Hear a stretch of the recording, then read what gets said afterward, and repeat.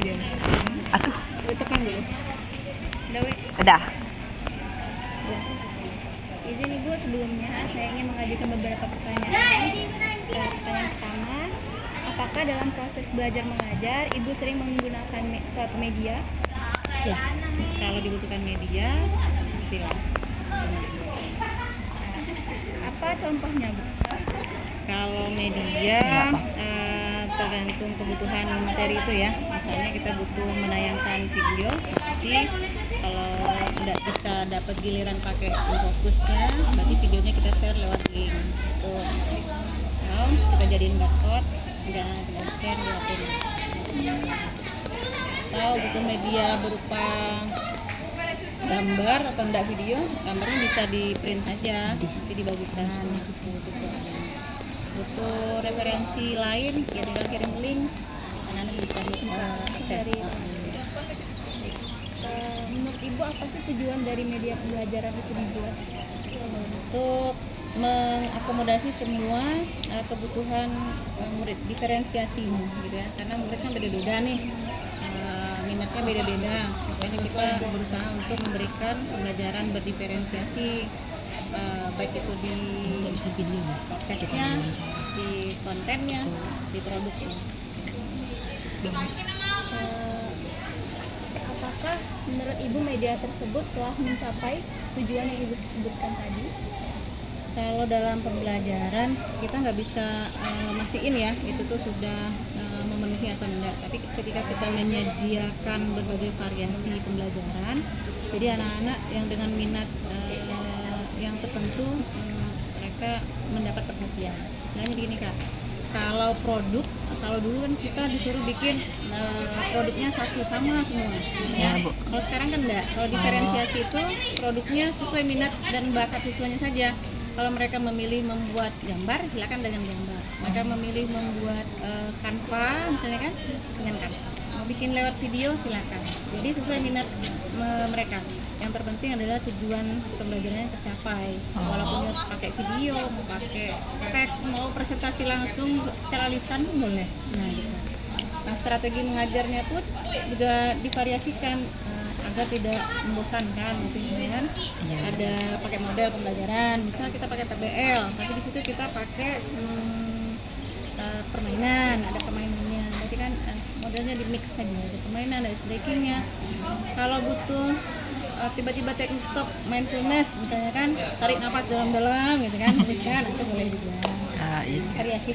Tapi balik lagi sesuai kebutuhan dari siswa ya Bu. Lalu selanjutnya, menurut Ibu media yang baik itu seperti apa sih Bu? Di kelas? Media yang baik itu adalah media yang membantu kita untuk menyampaikan materi, terus anak-anak mudah paham dengan media. Kalau biologi untuk materi-materi yang abstrak misalnya kan, kita butuh memperlihatkan sistem pencernaan misalnya. Kalau kita cuma bilang pencernaan mulai dari mulut, tenggorokan untuk kerongkongan aja mereka belum bisa membedakan. Tenggorokan mana kerongkongan.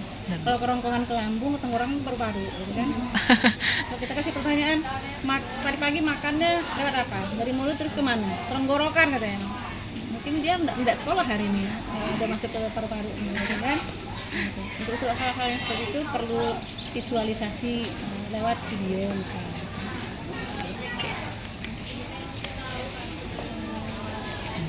Lalu bagaimana dampak penggunaan media pembelajaran terhadap proses belajar mengajar dalam memahami siswa pada saat ini? Dampaknya tentu mempermudah siswa memahami materi ini. Tentu saja kalau biologi kan tidak serta-merta media itu saja yang berperan, karena gurunya perlu menyampaikan informasi juga terkait gambar. Kadang video saja kalau tanpa penjelasan, anak juga sulit untuk memahami. Maka media dan gurunya ya Harus sinkron gitu. Baik, lalu selanjutnya, apa saja hambatan dan tantangan yang pernah Ibu hadapi dalam menggunakan media pembelajaran dalam pengajaran? Tantangannya apa ya? Kalau pakai yang elektronik listrik gitu ya, kadang di sini lampu sering mati gitu kan, atau infocusnya juga terbatas. Jadi kalau udah di planning dari rumah tuh pengennya pakai infocusnya hari ini, ternyata infocusnya nggak ada, gitu kan sedang dipakai semua. Artinya kita punya strategi lain, modul yang kita buat tuh seketika bisa berubah-ubah. Jadi nggak saklek modul dibuat dari awal pembelajaran itu, tiba di kelas pada saat kejadian itu modul itu bisa aja berubah seperti itu. Dan strategi pembelajaran pun ya kondisional kan, bisa berubah juga. Kalau dalam dalam pembelajaran tiba-tiba tidak menyenangkan, ternyata metode seperti ini ganti aja dengan segera, nggak apa-apa juga, bebas. Nah, ini kurikulum merdeka, ya kan? Fleksibel. Nah, ini kurikulum merdeka. Kalau ternyata nggak nyaman, kalau kita paksakan, sama lompong gitu kan, nggak nyaman. Kadang-kadang anak-anak kalau kita kasih ice breaking terus, ya bosan juga. Berarti siswanya gurunya harus cepat tanggap cari alternatif lain ya Bu. Iya, Kalau ada apalagi anak SMA, Iya, kan? Nah, SMA udah bosan. udah bosan ya. Lalu selanjutnya, menurut pengamatan Ibu, media pembelajaran apa yang paling disukai oleh siswa? Sejauh ini kalau untuk biologi mereka memang senangnya praktek gitu ya, senangnya praktek. Cuman ketika ada keterbatasan kita alihkan dengan penggunaan video atau yang lain, oke. Bisa menyesuaikan ya Bu. Apalagi lab kita kan baru renov kan, belum juga pernah masuk gitu. Dan ini udah baru mulai bisa masuk.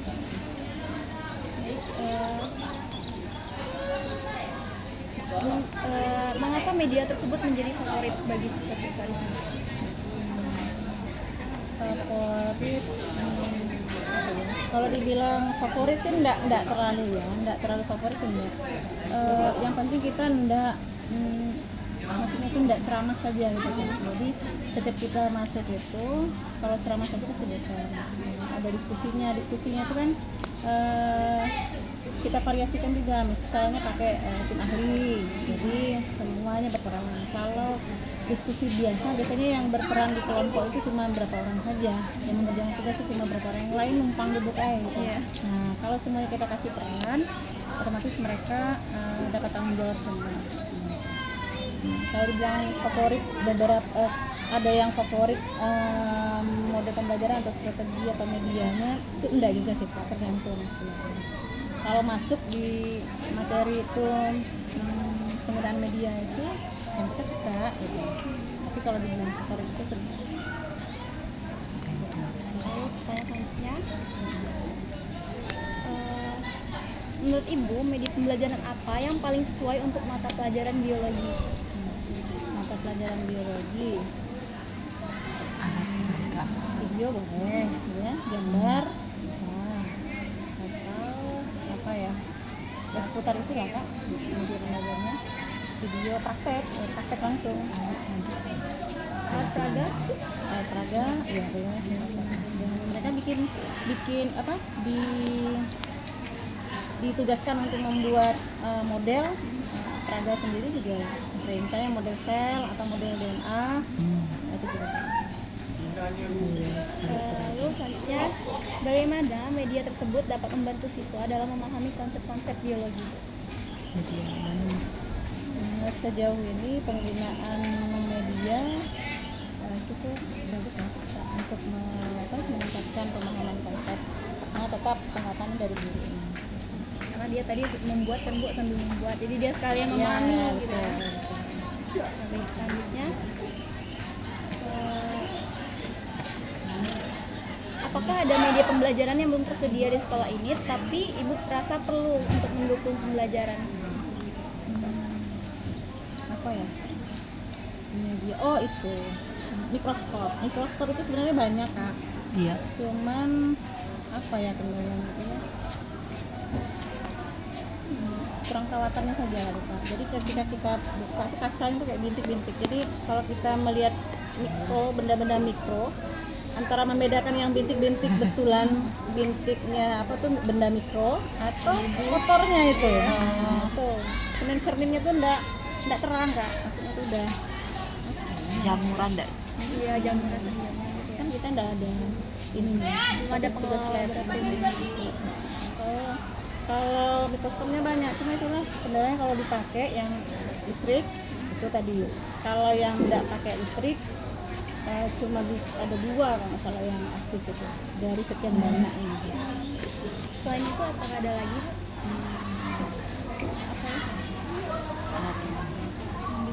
Itulah kayaknya yang masih kurang tuh yang mikroskop. Untuk Misalnya lihat siswa preparat itu kan, itu belum bisa. kelas 12 IPA 1, IPA 2 yang sekiranya usianya sudah 17 tahun dan belum memiliki KTP, Mengapa media silakan yang dibilang tadi ke ruang Ini teknik. ganggu senior. Sekarang juga Mau ditanya. Lagi wawancara. sekali lagi Maaf ya Pak. kepada siswa-siswi kelas 12 IPA 1, IPA media yang 2 Ibu sebutkan tadi mikroskop keseluruhan untuk kelas mengadopsi 12 diadopsi IPA 1, IPA 2, IPA 3 IPS 1, IPS, IPS, Pengalaman IPS kan 2, ada materi nih di misalnya di kelas 11 ada materi tentang mikroskop dan seluruhnya penggunaannya. bagi yang belum Nah, cuman memiliki itu tadi KTP masih atau usianya sudah minimnya 17 fasilitas tahun, tadi silakan untuk Jadi, menuju ke ruang belum bisa maksimal. Terus kita 10 mengamati ruang preparat di ruang yang pertemuan. mikro itu misalnya kan sayatan-sayatan apa gitu kan. Bagi siswa Bisa anak bapak dilakukan yang kadang. usianya sudah 17 tahun yang belum memiliki KTP, silakan Solusinya untuk kita menuju pakainya ke media ruangan video saja. pertemuan atau Tapi R2. tetap tidak jadi hambatan Kak. Kalau Ruangan yang banyak cara disiapkan gitu ya. idenya Ya kalau nggak bisa ada cara ini, cara yang ini. Silakan. yang penting bisa Ya, belajar. insya Allah nggak ada hambatan. Baik. Selanjutnya, media pembelajaran apa yang saat ini Ibu butuhkan untuk mendukung proses belajar sudah tadi ya? Sekali lagi, silakan rekan-rekan sekalian. Bagaimana apa media pembelajaran yang saat ini Ibu Yang butuhkan untuk usianya proses belajar 17 tahun yang belum sendiri? memiliki KTP, silakan menuju ke ruangan R2. Karena dari kantor catatan sipil Modul ajar. sudah Modul ajar penting. bersiap untuk merekam kalian bagi yang belum memiliki KTP. Belajar. Yang penting tuh sebenarnya refleksi di akhirnya. Kita kalau di kurikulum Merdeka kita upayakan setiap akhir pembelajaran ada refleksi sehingga nanti pembelajaran berikutnya yang anak-anak tidak suka dari pembelajaran ini bisa kita tinggalkan gitu kan, pembelajaran lain kita perbaiki. Izin nambahin, kalau dari ibunya tuh ada nggak kayak selain kayak mikroskop tuh kan kayak alat yang elektronik, maksudnya yang itu kalau misalnya dari yang sesuatu yang bisa dibuat alat peraganya gitu, ada nggak kayak yang bisa mendukung pembelajaran biologi? Nah, kemarin kita baru bikin model sel hewan, sel tumbuhan. Kelas 11, kelas 12 baru bikin model DNA. Mereka bikin sendiri ya, Bu? Sendiri itu nanti di situ di lab izin. Kalau nanti ke labnya boleh, Bu? Mau lihat-lihat. Tapi berarti tidak ada kendala ya Bu dalam pembuatan media. Ya alhamdulillah sejauh ini enggak ada kendala. Ada-adanya juga bisa itu membuat. Bisa, yang penting ada tutorial. Yang kelas 10, 11 sudah kalau sudah umur yang 17 tahun di atas belum memiliki KTP, silakan untuk yang ke ruang tutorialnya R2 banyak di YouTube kan untuk banyak. perekaman pembuatan EKTP. 12 utamakan Sudah. yang umurnya sudah 17 ke atas. Baik Ibu, terima kasih banyak atas waktunya. Mohon maaf bila ada kesalahan kata. Terima kasih banyak sudah berkunjung. Kami juga makasih Bu atas waktunya Ibu. Kami boleh izin ya Bu? Belum perkenalan loh tadi. Oh iya, boleh Bu. Maaf ya Bu, pengenalnya di akhir. Dah, ayo lanjut. Dipindahin di awal. Ayo benar. Ya, Mulai. boleh. Jadi sebelumnya Ibu, apakah Ibu bisa memperkenalkan diri? Ya, saya Endang Dwi Hardani. Ibu Belajar Endang. di sini mapel biologi kelas 11 dan kelas 12. Dari tahun berapa Bu? Dari tahun 2010. Wih, sepunya Ibu ini. Jadi sudah lama sih. Tahun 2010. Masih 5 tahun. Iya ya. Berarti Ibu dari Bengkulu ya, Bu? Universitas Bengkulu ya. Universitas Bengkulu. Sekarang tinggal di sini lah ya, Bu? Sekarang tinggal di sini di Sepang Limbo sana ya. Ah ya Allah, jauh Ibu. Jauhnya Bu. Banyak sini guru-gurunya banyak dari luar. Oh, ya juga sih ada Guru dari banyak luar. kota. Dari Talang itu Alasan Banjar sana ada. Jauh. Jauhnya set banyak. dulu. Dari Manggalo juga ada. Loh. Satu lah sama kita satu kawasan. Sini. Dia ada Kawasan. Yang dari kawasan sini juga. Oh, dekat-dekat sini. Tenaga usahakan diri ke kursi. Oke. Albat Iya bu. set dulu. Yang namanya? Adelia Cintana. Adelia, Indi bu. Indi, Kami Dwi Amelia. Anissa bu. Anak mana? Kami aslinya Tanjab Timur. Tanjab Timur, kan? Kami pengen olah, Bu. Sini lah. Sini. Ya elah. Iya, kami rekomendasi ke sini, Bu. Dari mana dulu SMA-nya? Kami Iman satu Kota Jambi. Tapi teman kami banyak di sini, Bu. Kayak Cindy Amarsa, Dwi Andini, Aprilia, Andriano. Kayaknya kalau Ibu kenal sih. Tapi mereka IPA enggak, Bu? Albat set Kenal dulu. lah. Kenal, Bu ya? Itu teman kami tuh, Bu. Terus yang lagi? Dari Bayu Lincir, Sumatera Selatan. Ngekos berarti semuanya. Iya. Kalau kami enggak, Bu. Kami pipi. Dari Sarangun bu. Dari Sarangun. Saya dari Kerinci. Wah. Jauh juga dari Kerinci. Iya dari Kerinci. Tapi Ibu kuliah di Bengkulu. Ya dapat apa tuh namanya dulu tuh? NDK gitu lah. Beasiswanya. Oh. Kayak apa ya sekarang ya? Kayak SNBP. Ya SNBP ya. Iya, SMIP. Ya udah, Cik. Ya udah. Kemarin banyak misalnya ini nih dapat gitu ya. Oh sekian orang nih audiovisual karena dia menjawabnya mendengar apa gitu ya, melihat. Terus sekian orang visual, sekian orang kinestetik gitu. Iya, Bu. Apa namanya itu, terus nanti pembelajarannya akan Diambil yang paling banyak, yang jawabnya tuh misal dari ketiga tuh yang paling banyak kinestetik bu, berarti diambil si kinestetik itu untuk dibuat media pembelajarannya yang sesuai gaya belajar kinestetik itu. terus anak-anak yang kinestetik dan visual diapain? Mereka nggak mau dia bergerak, ngapain dia bergerak? Nah, terus Disesuaikan ya. Akhirnya kita bikin campuran enggak sih nanti? Enggak bisa enggak sih? Kalau itu kayaknya kami masih bingung, Bu. Butuh bimbingan lagi sama itu dosen SMK ya. Iya, lebih makanya banyak kalau kayak mana? di kita, walaupun kita sudah asesmen di awalnya, ada asesmen diagnosisnya gaya belajar, tapi itu nggak jadi patokan sebenarnya. Itu jadi apa tuh ya? Jadi intake awal kita saja. Bahwasanya oh kelas ini ternyata beragam. Karena anak-anak tuh sebenarnya nggak punya gaya belajar yang menetap dan tidak punya gaya belajar yang konsen di satu saja. Jadi mungkin saya senangnya audio, visual, kinestetik juga gitu. Nah, campur, mix. Bahkan ada yang lain, mungkin ada gaya belajar yang lain yang kita tidak tahu gitu kan. Mix juga di situ. Makanya tadi yang kita pakai adalah diferensiasi. Semuanya kita akomodir dalam satu kali pembelajaran, tidak bisa satu-satu. Yang bergeraknya ada, yang melihat gambarnya ada, yang audionya pun ada. Jadi mengakomodir semua kebutuhan itu. Kalau kita bikin tadi yang dominan saja, yang kebutuhan yang lainnya seperti apa? Jadi untuk kedepannya kalian tidak ada lagi yang namanya ID. Kalau sekarang ada lagi namanya diferensiasi KSE. Jadi hari ini memang KSE itu khusus dijadwalkan pembuatan kesadaran KTP-nya sosial di sekolah. emosional.